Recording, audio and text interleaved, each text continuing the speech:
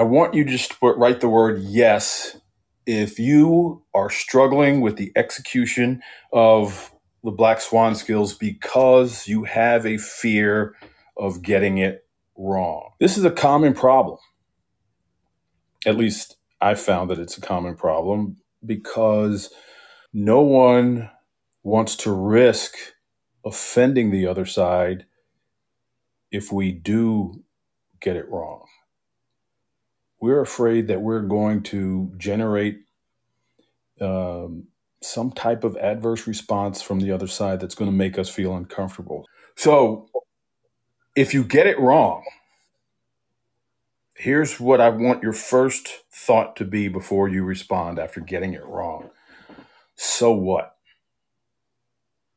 That's what I want your first thought to be. I got it wrong.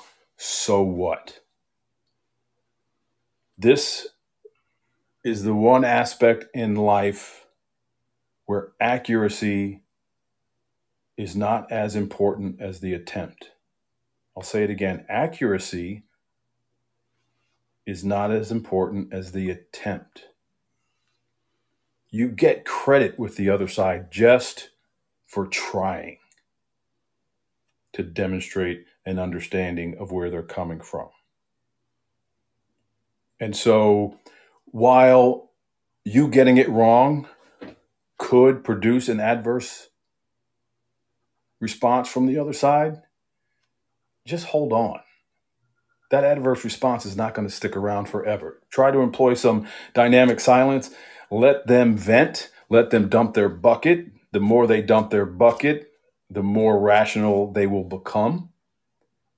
And then they will start to be more appreciative of the fact that you made the attempt to get it right. And one of our laws of negotiation gravity is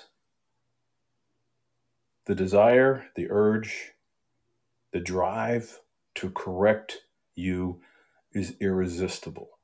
You guys that have been around the block with us for a while have heard me say time and again, they're going to correct you with truthful information. They can't wait to tell you how you got it wrong, how off base you are. For that brief period within the conversation, those few seconds, it puts them in a position of superiority over you because in their minds, they know something that you don't. And anytime that you have information that another person doesn't, you by default are in a position of superiority in that moment. And people relish that. And they will correct you with more truthful information. And so this is one of the reasons why we encourage intentional mislabeling. Intentionally labeling something wrong for your counterpart in order to get corrected and by extension, get more truthful information. Mislabeling unlocks the floodgates of truth. Intentionally labeling something that you have a pretty good idea is incorrect can be one of your most powerful tools. People will give you information that they have no business giving you just to correct you. That correction feels so good in the moment that they wind up telling you things that are against their own interest. And so if you get it wrong, so what? If you get it wrong and you generated an adverse response, so what? They attack you for getting it wrong because they think you are not listening.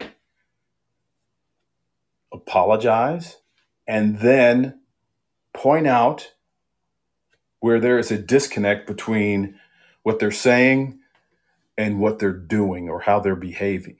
Because your getting it wrong is never made up out of whole cloth. This is not your judgment.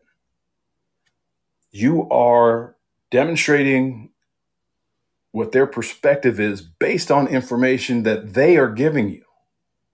You're not just pulling this out of thin air. Something they did, something they said led you to speculate.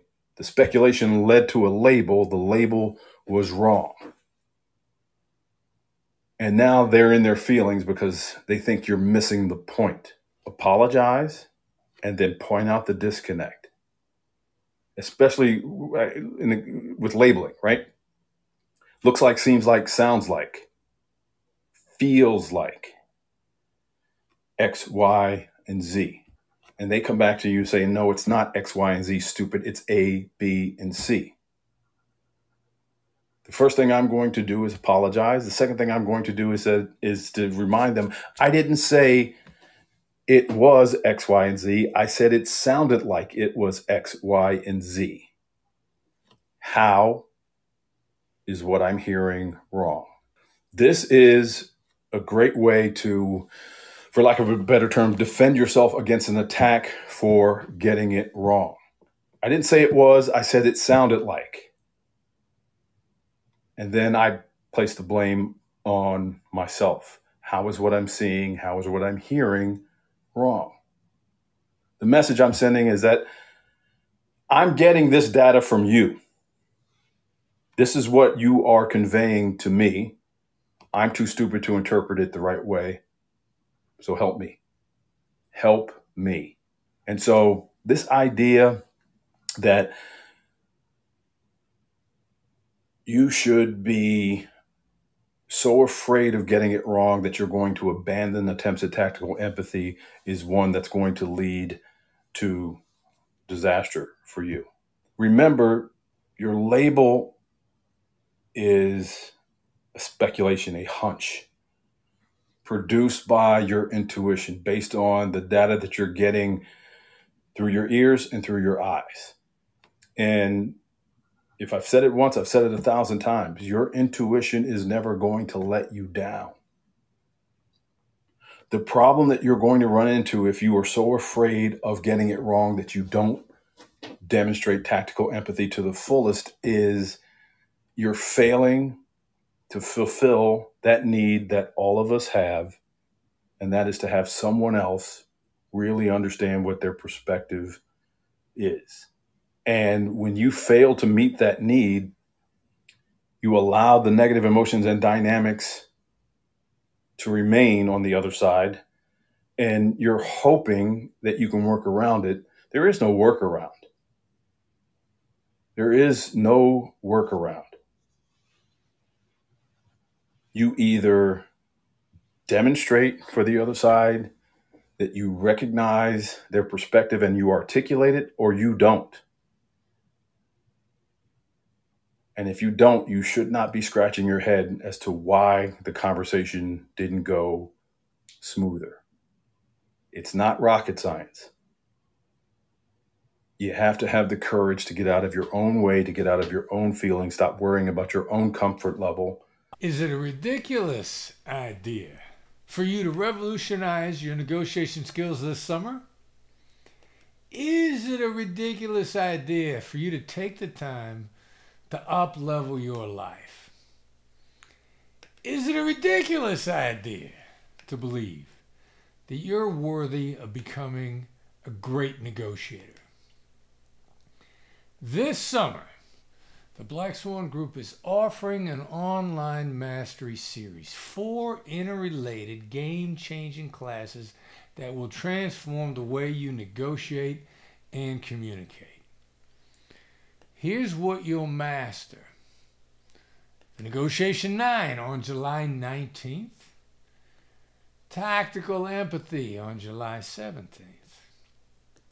Caviar on July 31st. Caviar? And on August 7th, the Quick 2+1. Imagine having the power to bond them to you by the way you artfully articulate their perspective. This will sculpt trust-based influence without falling into inherent traps.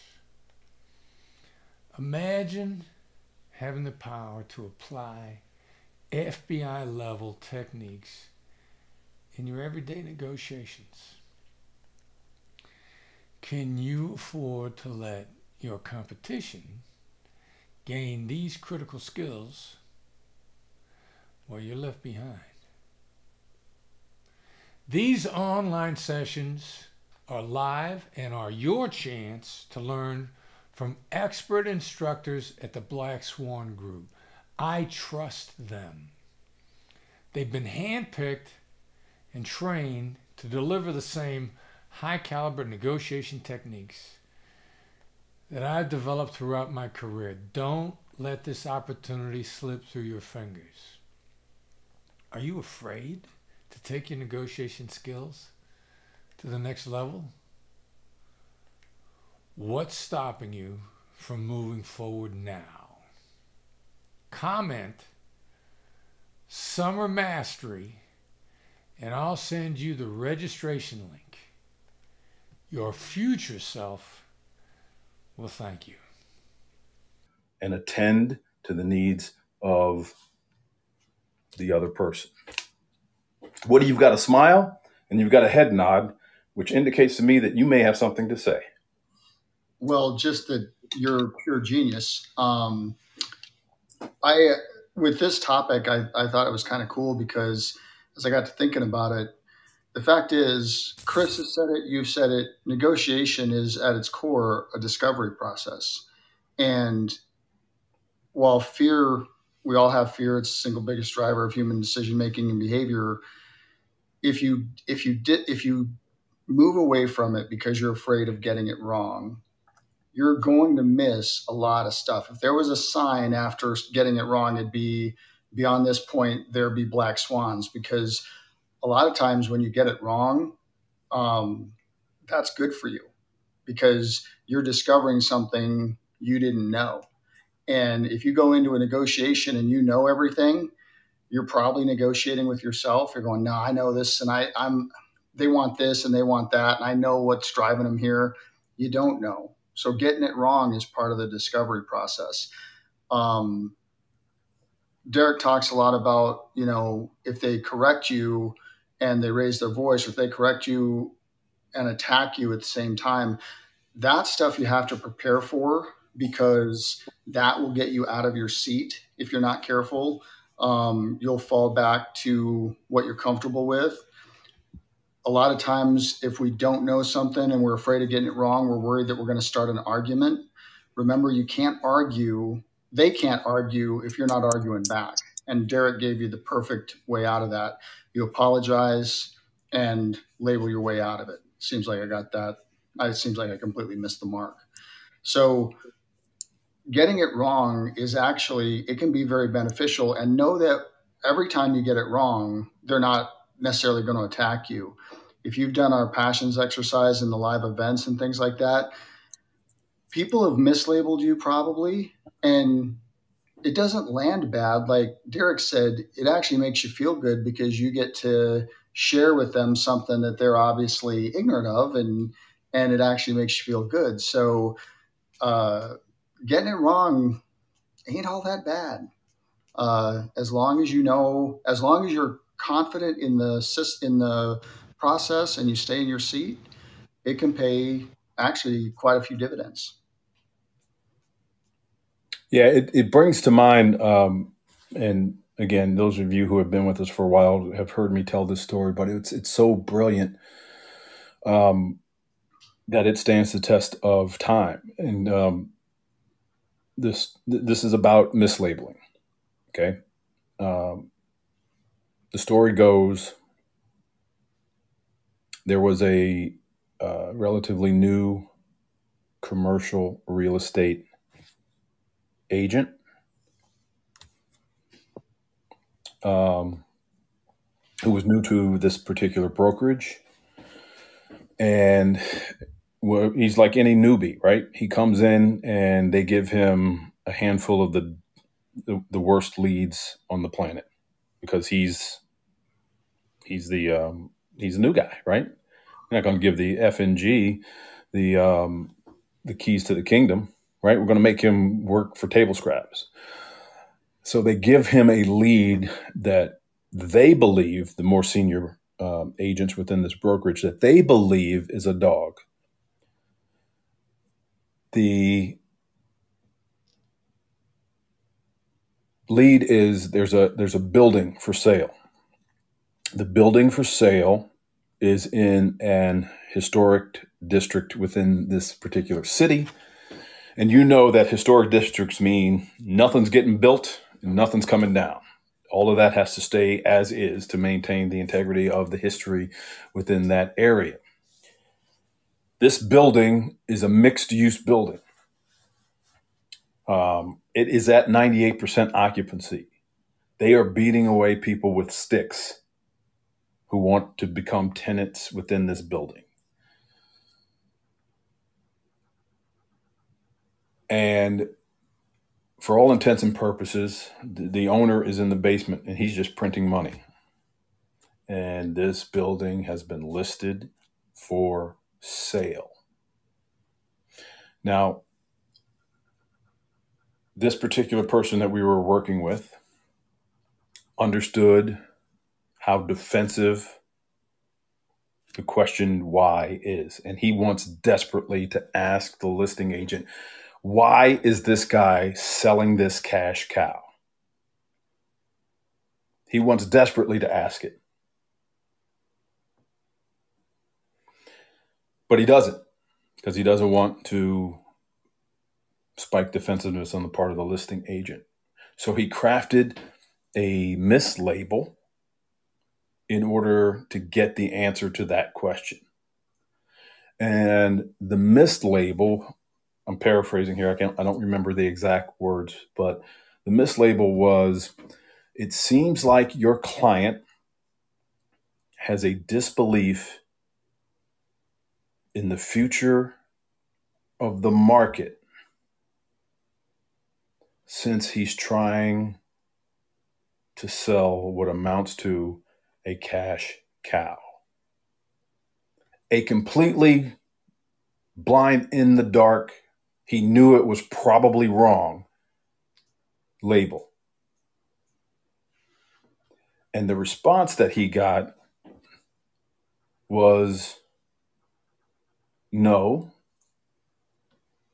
silly young agent. The guy didn't say silly young agent, but that was what he was inferring with his tone. No, it has nothing to do with the future fundamentals of the market.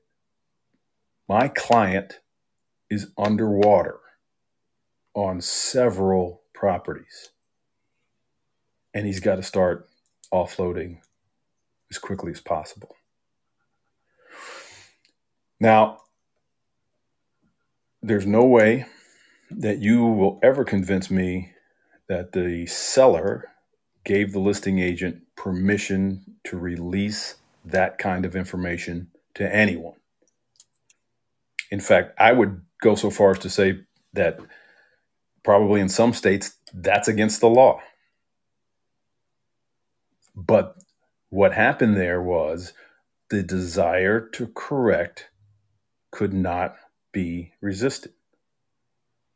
And not only did he get the answer to his question, he got more information that put him in a position where they were able to offer for that building. They bought that building pennies on the dollar. All because of a mislabel. Now, it wasn't. That's not a good story to illustrate what it's like to deal with the attack, but it's a great illustration of what you can do when you are so good that you can intentionally label things incorrectly in order to generate a more truthful response. And so, when you're thinking about a label, think about a flip side label. Think about going to the opposite and labeling it incorrectly to try to generate a more truthful response from the other side. Now, going back to what Don said earlier, your mindset should be right going into these conversations anyway. If you are practicing that caviar mindset, you have already accepted the fact that at some point in this conversation, something's going to go wrong. Something's going to go wrong, and figuratively speaking, I'm going to get smacked in the mouth.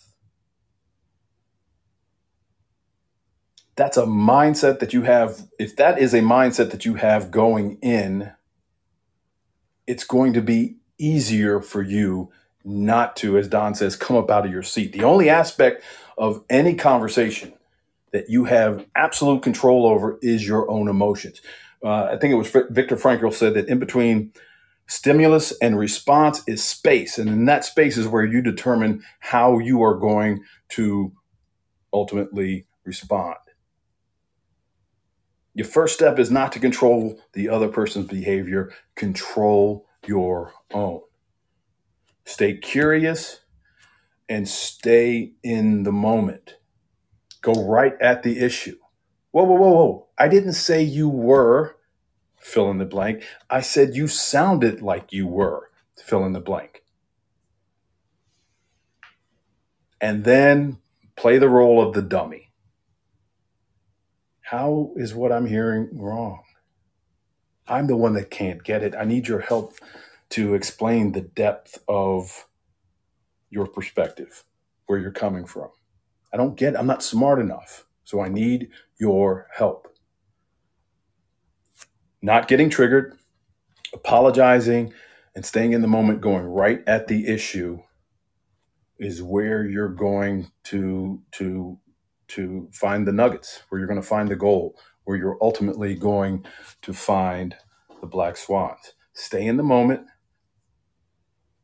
Stay seated.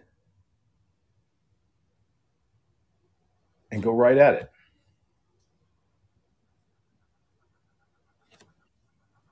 Probably one of the best labels in response to an attack like that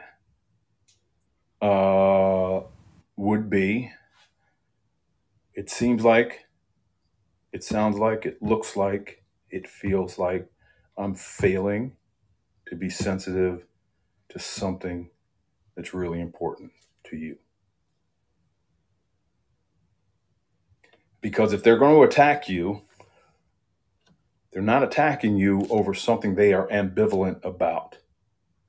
They're attacking you because of something that's important to them. So you call that out. Let's smoke it out. Let's try to see where it's coming from. And this, and I know we've done episodes on the attack before, but you got to remember the three places that the attack is coming from is, number one, you're failing to be sensitive to something that's important to them. You're missing something. In their mind, they have made the message clear, and you're still not picking it up. You still don't get it from their perspective. The second place the attack is going to come from is pressure. Somewhere along the line, there's pressure on their side that you have failed to acknowledge. Third place the attack comes from, it's a manipulative ploy. And they've been successful with it in the past, so why not try it with you? But at the end of the day, regardless of where it's coming from, you have to stay in the moment. Why do I keep repeating stay in the moment? Because the conventional wisdom, when emotions get high during a tough conversation, is to pivot in that conversation and go somewhere else. Let's talk about something else that is not replete with negative emotions. Let's move off of this and go somewhere else. You do that at your own peril,